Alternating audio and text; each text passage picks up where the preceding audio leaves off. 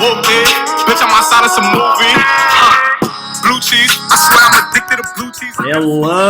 Hello, and welcome to the extra special episode, the Week 4 review, the 1 month overview.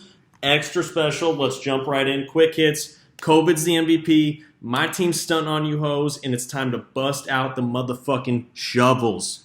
Jump in. First off, Sawyer down to me, Nick taking out Tim, John over Jackson, Alec giving it to Chris, and Tom putting the smackdown on Drew. Okay, here we go. Sawyer, tough week for him. Would have been 3-6. Only wins would have come versus Jackson, Chris, and Drew. Currently on a 2-game slide. 6th place with a record of 2-0. Nothing really hitting that hard on Sawyer's team this week. We were semi-close in assists. Only 18 difference, 1 steal difference. Double-doubles were close until the end of Sunday, and then just the postponements killed Sawyer's team this week. Myself, currently tied with Tom for 3rd place. Yes, 3rd place. Would have been 8-1, only would have lost to Tom. Just balled out. Had the most threes, the most points, the most rebounds, and the most assists this week. Had a chance for most double-doubles, but Tom ended up taking that in the end. I had 6 postponements this week for Sawyer's 10, so that could have easily been a difference maker there, but Sawdog on that 2-game slide, while myself is just shooting up. On to Nick and Tim. Had a super close field goal percentage, won by like a 10,000th of a point, but Nick took that. Free throw percentage was also extremely close. Only separated by 6 threes. There was a huge block difference. Both had 1 triple-double, so it eliminated that category. And pretty fair on the postponements. Nick had 10, while Tim had 9. Nick would have been 7-2. Only would have lost to myself and Tom this week. Currently in 5th place all alone on a 2-game win streak with a record of 2-1-1. Meanwhile, Tim, even though with the loss, would have done pretty well against the league as a whole this week.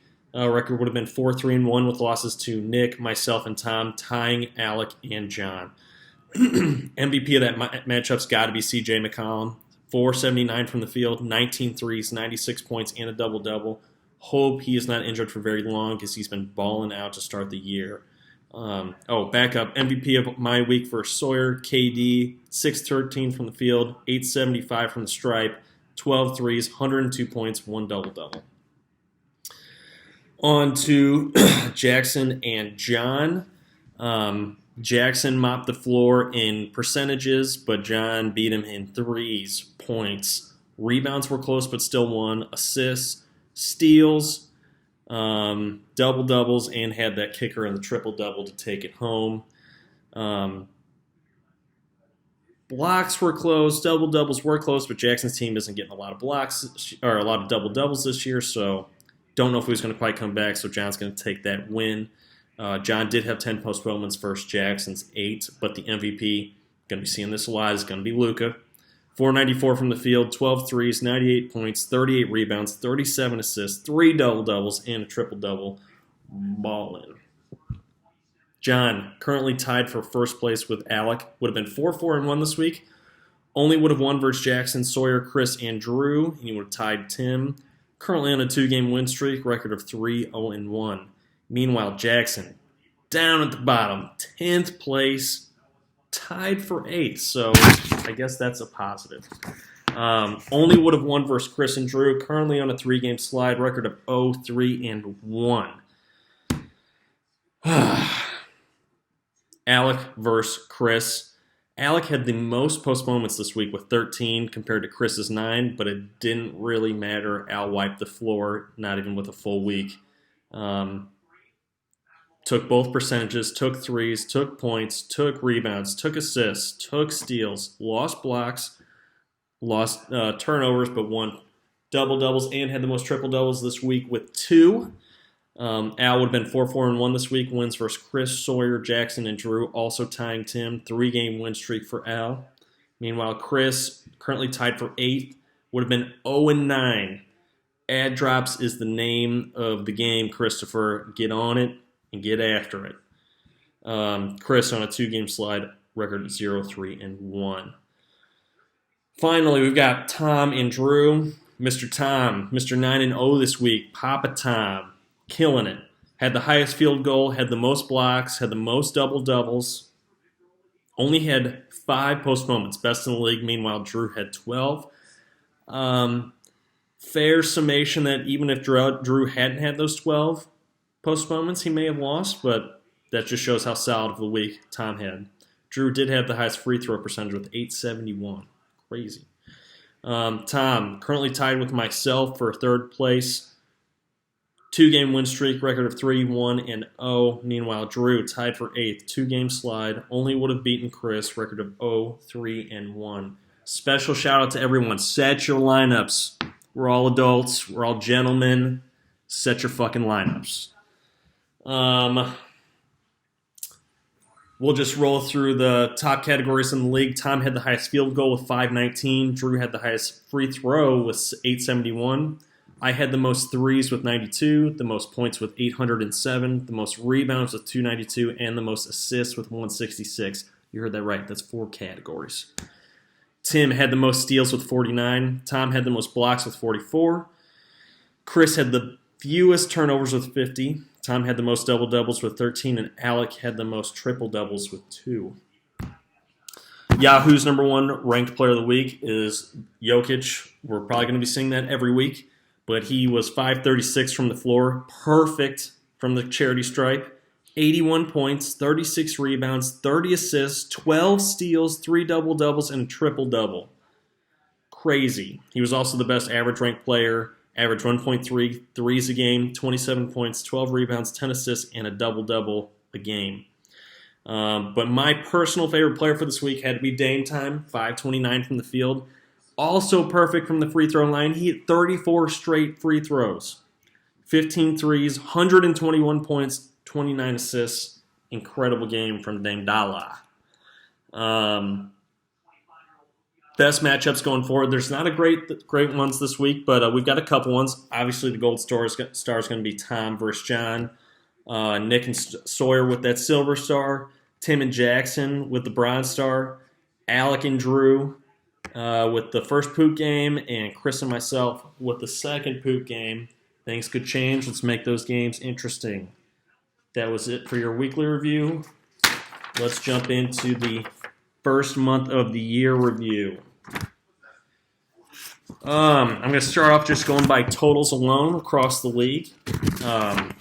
So far through this first 4 weeks, Tom has the highest field goal percentage across the league with 504. Second place would be Jackson with 482. Drew has the highest free throw percentage so far with 824. Chris has the second best with 799. I have the most threes made with 343. Next closest is right behind me and Nick, who has 341. So neck and neck right there. I have the most points with 3,211, while Alec is the next closest, almost 400 less at 2,823. I also have the most rebounds with 1,220. Next closest is Sawyer with 1,082. In assists, Tim is the runaway favorite with 755, but I had the second most with 682.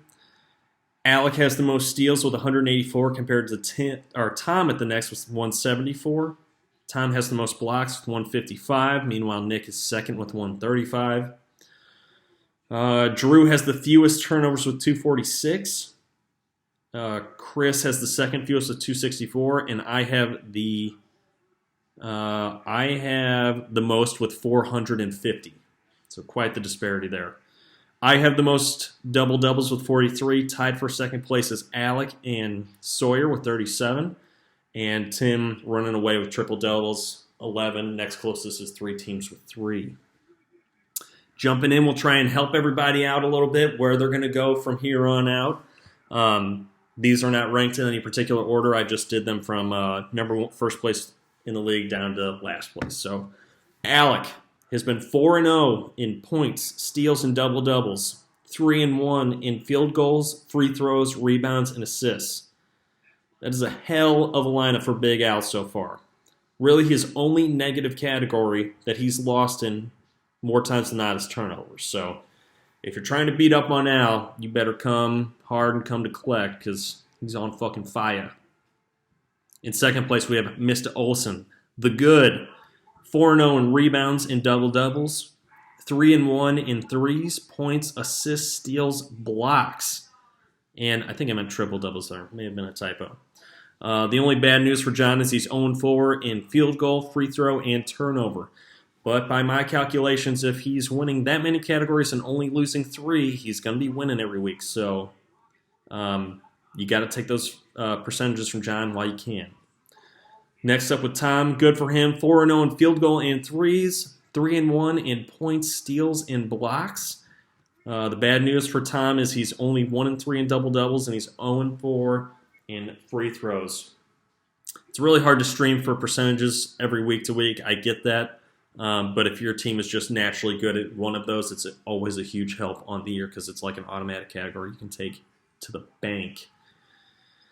The good news for my team, I'm 4-0 in threes, points and rebounds, 3-1 in field goals, percentage, assists, and double-doubles. Bad news for me is blocks, and I'm 0-4 in turnovers. So you're going to win that turnover battle every week. My team does not SWAT at all, and I'm usually actually pretty bad at steals. I think that stat's a little misleading, but hit me with your stocks and your free throw, and you're halfway there to beating me. Next up, Nick's team. Nick is 3-1 in free throw percentage, threes, points, and blocks. He is 2-2, so tied in field goal, rebounds, turnovers, and double-doubles. The bad news for Nick is he's 1-3 in assists and 0-4 in steals. So if you're playing against Nick and you already have a solid assist team, great. Don't worry about it. If not, stream assists, you'll take it to the bank. Even with Harden playing better. Fuck Harden, by the way. He's a pussy. Fuck him. With Sawdog, only positive category for Sawyer. 3-1 in rebounds. And that's it. He is tied in points, assists, blocks, turnovers, and double-doubles. And he's 1-3 in free throw, threes, 0-3-1 in steals, and 0-4 in field goal percentages. I feel like Sawyer tried to draft for a high-scoring, three-point shooting, good field goal, good percentage team, and that is not what we're seeing the first month of the year.